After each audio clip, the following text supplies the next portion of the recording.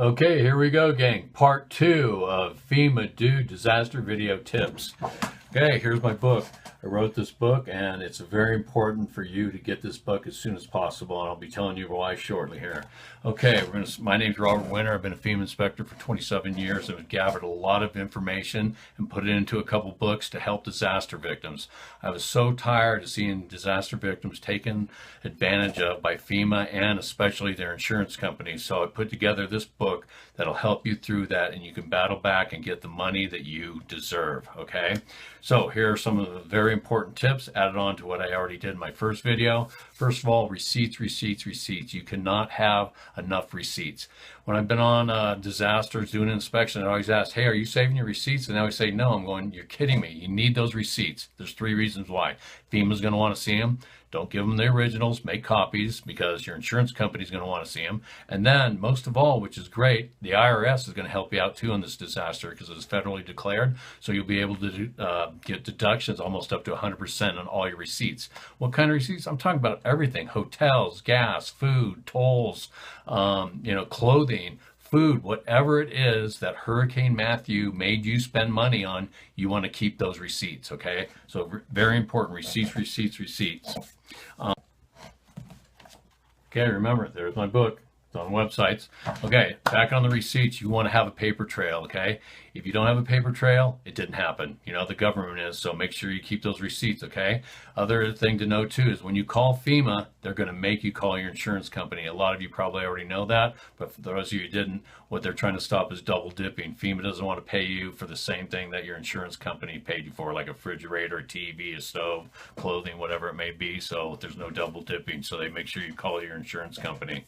Some of the bad news I want to tell you about that is unfortunate that there's going to be a lot of inexperienced FEMA inspectors, insurance adjusters, and SBA adjusters out in the field. That's because all 3 of these organizations have cut the wages back so far.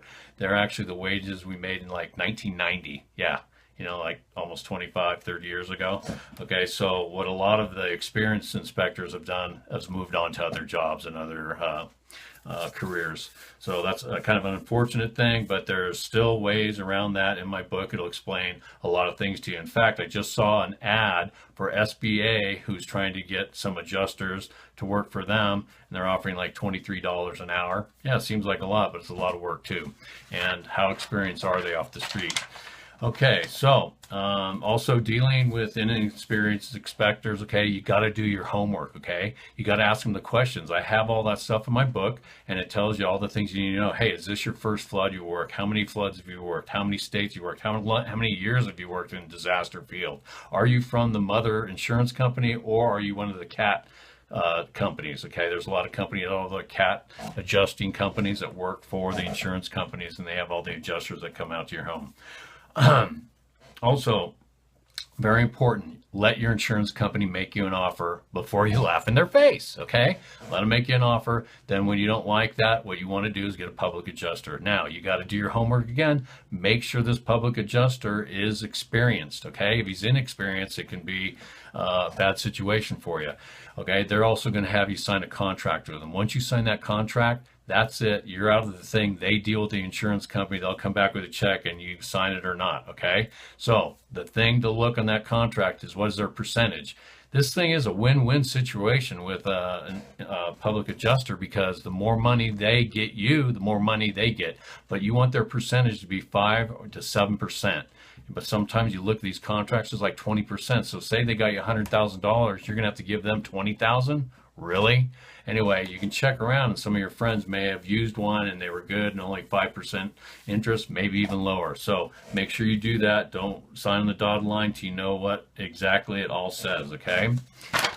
Let's see some of the other things from my book. Hey, on all of my websites and everything that you can find out there, and on this tape or whatever, there's hashtags for all of my websites and Facebook stuff and books and all that. The main thing is you want to look at some of the videos on my website. They're incredible. They're done by PBS and 60 Minutes, and they're information that you need to know. I mean, were you happy with your settlement, South Carolina, with your flood insurance company, the NFIP, when on the 1,000-year flood you just had 6 or 8 months ago? Hey, this time buy my book, get all the ammo and ammunition that you need to battle back this time so you aren't a disaster after a disaster and being taken advantage of by your insurance company. Okay, we're back with more. Okay, a little more bad news, okay? Because of so many inexperienced FEMA inspectors, FEMA may put out a new software in their construction estimating program, okay, and it's speed estimating. So for the inexperienced inspector, he just needs to get your square footage, all your personal property, how high the water was, and it'll speed estimate on his determination if you have light damage, medium damage, or heavy damage, okay? That could be 5,000 for light, 10,000 for medium, 15,000 for heavy, and so on for your personal property. Who knows how to discriminate in between those selections or whatever, but it's something to think about and make sure that they see all of your damages, okay? Now, also on that speed estimating, they've taken out several items that you're going to have to appeal for. That's right, appeal for. You're going to have to write a letter to FEMA. Once you get your check or your denial letter, either or, then they'll say, oh, if you want to appeal, send it to this. So you're going to have to go back and forth. Do not give up. Appeal for everything. They're gonna, they've cut out items on that speed estimating, like the septic tank, the drain field, the pump, to the well house, all kinds. Plus a lot of items in the basements. They also are gonna make you appeal for. Hey, appeal until you're satisfied you got the most you could out of FEMA. Which the top, if you lost everything in your home, is probably 35 to 37,000. It varies from state to state. Okay, so like I say, don't ever give up. Appeal until you're satisfied. Okay, a few more tips. I highly suggest that you go and see some of these videos on my websites because they're really going to help you out, okay? Especially South Carolina. You guys got to think about the National Flood Insurance Program. They've had so many floods and put out so much money. Some senators are talking about getting rid of the program altogether, okay? So you want to have all the information you can. If you go to some of my websites, especially Disaster Recovery on Facebook, I have like 690 blogs in there that have all kinds of different information that's going to help you not be a victim of the insurance company or the national insurance program. Okay, you got to realize they're going to do everything they can to cut corners and not pay their policy owners like they did in Hurricane Sandy, which you got to see that as a 60-minute video. That's absolutely phenomenal. Also, remember, insurance companies are in the business of making money, not paying it out. That's why they have billions and billions of dollars globally in buildings and property and everything, okay? So you want to have as much information as you can to battle this time so you don't end up what happened to you last time on the 1,000-year flood in South Carolina several months ago.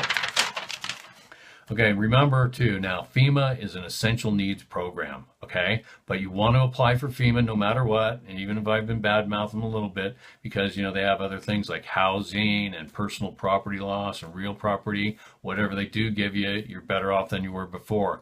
Just remember though, it's an essential needs program. What does that mean? That means they're not going to replace everything to pre-existing conditions, okay? So people, what does that mean exactly, Robert? Well, that means, let's say you have 4 TVs in your house, 3 of them fell in the water, but 1 works. You're not going to get any money for a TV because 1 works. But that's why you have insurance. The insurance will pay for those other 3 TVs, okay? And you want to fill out those inventory lists I said on the other video because those are really important. How much did you pay? What was the brand? All that kind of stuff the insurance company is going to want to know. Also, another reason to apply for FEMA is to get in the SBA, okay? Usually what they did was send you a packet from the SBA so you could fill out the information to get a loan, and it's an awesome loan, anywhere usually from 1% to 3%. You can't even get that at a bank these days, okay? So you want to be aware of that. If they don't send it to you, please, I highly suggest go to a FEMA center, a DAC center, Disaster Assistance Center.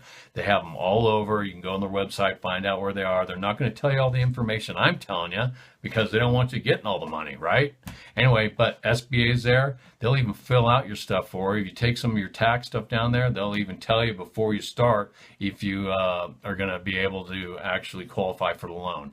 Now, this is great information because my personal doctor read my book and took my advice in the San Diego fires, and that's exactly what he did. He got a loan, and then it took almost a year and a half to settle with the insurance company. Well, then he took the loan money and paid off the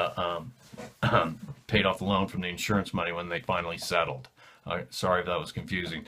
When the insurance company finally settled, he paid off his loan, and it was great. So something to think about, that SBA loan. Definitely go down to a DAC center and check it out. Okay, let's see. There's hundreds of other tips in my book that I can't even get into. I'm covering a lot of stuff, kind of skipping around, so you can realize how many things there is to know. This is about being a team effort. Everybody who looks at this video or any of my websites, please forward the information, share it with everybody, email it, or if at all, the easiest thing to do is have people Google Robert Winter, Dust in the Wind. Google Robert Winter, Dust in the Wind. You'll find all my websites, where to get my books, where to look at all my blogs. I have hundreds of blogs out there on different websites all over the place. This is a team effort. What's TEAM stand for? Together, everyone achieves more. Okay? Together, everyone achieves more. And that's what we've got to do here, everybody. Tell everybody, share it on your websites, get it out there. South Carolina, North Carolina need a lot of help. I mean, especially South Carolina. This is our second 1,000-year flood. That's only supposed to happen once every 1,000 years. It's happened in less than 1 year. Okay, that's how bad the damages is. If anybody out there has any connections with TV or radio, please have them contact me at FEMADUDE@AOL.com. FEMADUDE@AOL.com. I do great videos on TV and radio, and I have been hundreds of them. You can look at my websites and actually see some of my interviews on TV and radio. Other than that, I think I covered as much as I can. Sorry to jumble it in there, but hey, you know what? I started my career in South Carolina on Hurricane Hugo in 1989, and I really want to help South Carolina and North Carolina out because that's where I started my career and started gathering this information. Godspeed. Hope everything goes better for you. Buy my book, or someone buy it for them, or somebody tell people about it in the disaster area. God bless you. Take care.